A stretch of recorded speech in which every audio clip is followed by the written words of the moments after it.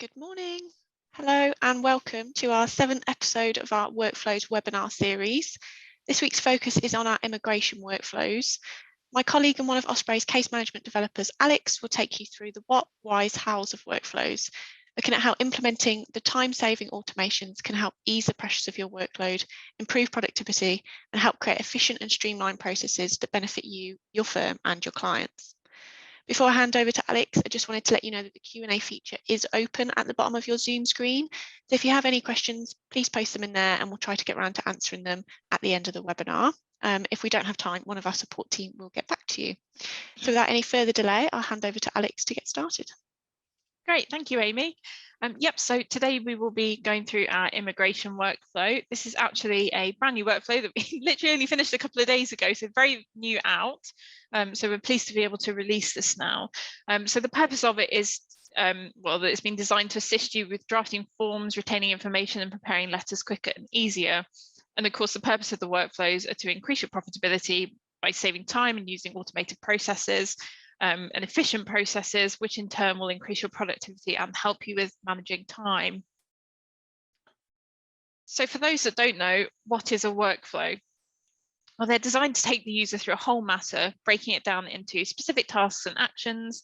So for example, you can have a file opening task together with a file closing task and everything in between. And an action within a task could be to run a questionnaire to capture data, to run a letter template which pulls through that data automatically, or to record an important date against the matter. So in conjunction with our client web portal and our deal room, workflows can be web enabled, and the web portal is a convenient and secure way to share documents and updates on a case with clients and third parties. So something that features heavily throughout all of our workflows is the questionnaire. So questionnaires allow you to enter data against a matter. Of course, in the immigration workflows, this is going to be things such as your home office number, your port reference, client's date of birth, and so on. Of course, if you're legal aid, you'll capture some additional information. You can see that we've got client's surname of birth with legal aid form, and so on. We tend to, at the start of all of our workflows, have a file opening task. So the idea is to capture as much data as you possibly can at the outset. If at any point you need to amend or add data to that, you can do. You just need to rerun the task as and when needed. Of course, as you progress through a matter, we do still add questionnaires so that you can add data as you would receive it during the natural course of a transaction. And once you've added that data, we can come on to document production. So you can use the data to pull through to pre-compose letters and of course forms as well. We've got an example here of a client care letter, and that's pulling through some advice relating to the matter type that's been entered through the custom questionnaire in the outset of the workflow. And this person wants to become a British citizen.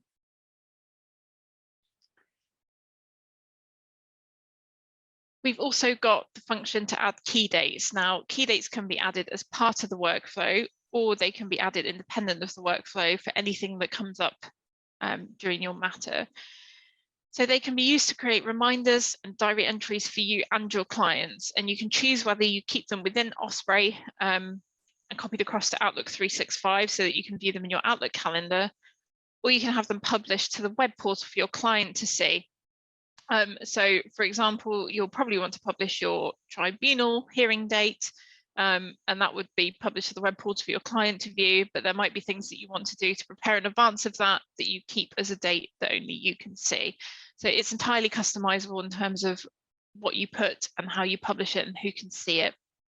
And you can also put key dates into other people's diaries. So if you want your assistant or secretary to do something or chase something on a certain date, you can add a key date for them. It will show up in their calendar and in their Osprey home screen, and they can follow up on things like that as well.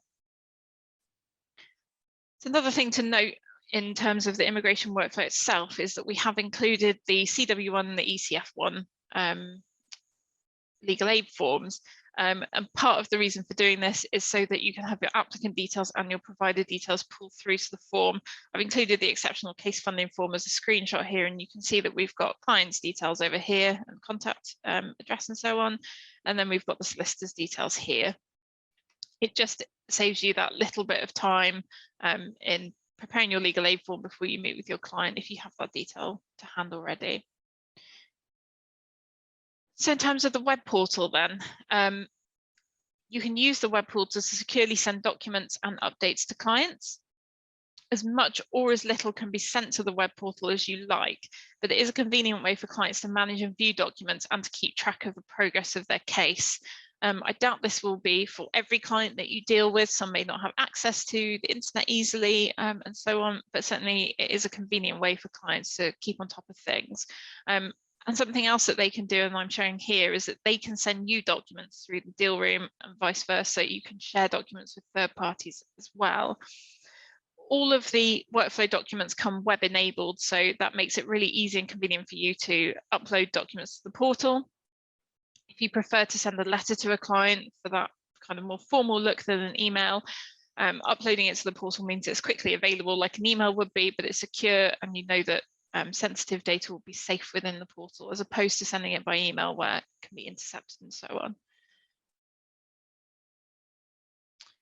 I just also want to mention creating bundles in the app. This is something that's been out for a little while now, but you'll have noticed if you're using the case management app that there is a case bundles option in the left-hand menu, and that allows you to add a bundle against the client. You don't just need to use it for court or tribunal bundles, you can use it for collating documents into one PDF as well if you want. It's really simple to use. You have access to your matter history once you've set up a bundle against a matter. And you add documents through into your bundle from matter history. The process date will be the date of a statement, for example, or an order was granted, and that ensures that all documents are put in the right order within the bundle. You can see that you've got your folder structure as you would have with a paper bundle, and the nice thing as well that it saves a lot of time doing is paginating and creating the indents. So I know from experience as a family solicitor, that's something that takes a long time to do. Irrespective of the person that does it, it's something that, you know, if you can save time on, you want to. So once you've created your bundle, all you need to do is click the download bundle button, as you can see on screen here. That will create a PDF version of your bundle. It paginates it all for you. There will be no editing required once the bundle has been downloaded. And also what's nice about it is that it creates bookmarks within the document. So you can skip to either a section or a specific document using the sidebar when you have the bundle open. And having mentioned the portal already, you can upload your bundle to the portal and you can share it with counsel through the portal, because you can give third-party access to specific documents. So again, something, a nice way of sharing your bundle with counsel, as opposed to perhaps having to scan it in and email it. If that's something that you've ever come across, you'll obviously know how long that takes. So lots of time savings to be had with using the bundle facility within the app. And I should point out that that is a function that's only available within the app. It's not through the browser. So if you can, download the app, and I will briefly talk about how you can do that at the end. So just to go on to workflow customization then, everything is customizable. You can add, edit, or remove any of the actions within the workflow so that they meet your requirements. I know that most firms like to use their own client care template, for example. So if you have a template that you really like, you can substitute it into the workflow really simply. Our support team are always available to give remote training on how to edit workflows for all staff, but we also have the support portal where you can view a collection of written guides in your own time. Any training given remotely is free and it's within your license agreement, so you don't need to worry about extra cost for staff having training. And of course, if staff are unfamiliar with using workflows, we can give training on how workflows run as well. So just to go on to some other bits and pieces about Osprey in general, and how we come up with new workflows and develop them.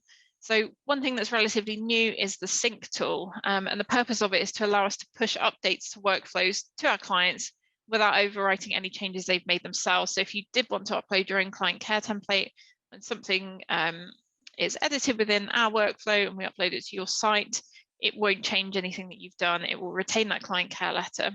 We're currently the only company or only legal software provider that's able to do this, so that's quite nice too. And then in order to enable us to keep up to date with changes and create new workflows, we've got a team of people constantly working on them so that we can stay up to date.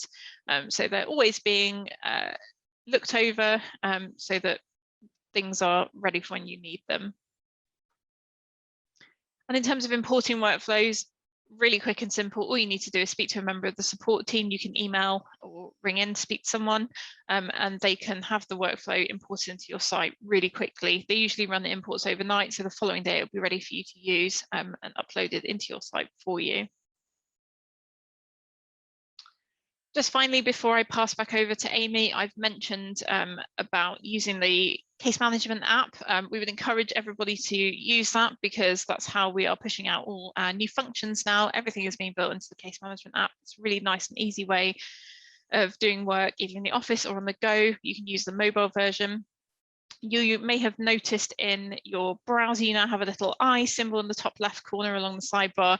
Click on that, that will expand out and allow you to open the case management app. So from there, you can click onto it. If you have it installed already, it will launch it and you'll be logged in already.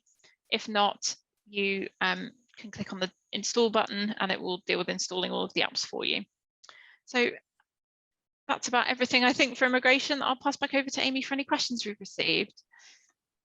Thanks, Alex. Great presentation. Yeah, we've got a couple of questions just to go through. So somebody said, you haven't mentioned asylum. Is there a workflow for this?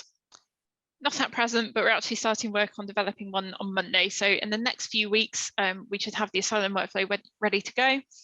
What we always do is announce new workflows on the splash page, and the splash page is right next to where you log in on either the browser or the app. So any important information or new workflows is always posted there. So keep an eye out on that, and you'll be able to see when the asylum workflow is released. But we will, of course, call most of our immigration clients to check whether they want it or not. Perfect, thank you. The next question is, we have Lexis Smart Forms. Can I use those within the workflows? You can, yes, absolutely. It's really simple to add Lexis forms into the workflow. And like I said, support are available to assist with those queries. And we would be happy to help in terms of getting you set up with Lexis. And of course, if you don't have Lexis and you're interested, again, just give our support team a call and someone can go through the benefits and how that works. Perfect. And the last question we've got today is, we don't do legal aid work, so we don't need the legal aid forms in the workflow. Are we able to remove them? You don't need to bother, actually, which is quite nice. So when you set up your matter, you'll select whether it's private paying or legal aid. If you set it to private paying, the templates won't run. And the reason for that is we have criteria set within the workflow. So it will pick up on whether the file is private or not. If it's private, the templates won't run. If it's legal aid, the templates will run. So there's nothing further into it. You don't need to delete them or anything like that. You don't need to untick them from the list of tasks and actions. You can just crack on and they won't run unless necessary. Perfect, easy peasy. Mm-hmm. Okay, so that's all the questions for today. So I just want to thank Alex for her immigration workflows presentation, and I want to thank you all for joining us today. Just to let you know that our workflows webinar series is continuing next Thursday, and it will be for compliance and Excel. And also our integrations webinar series is now available on demand. So all of our previous integration webinars, there were 6 in total, are now available on the Osprey Academy for you to watch back when you'd like. So thank you again for everyone who attended, and we'll see you next week. Thank you very much. Thank you.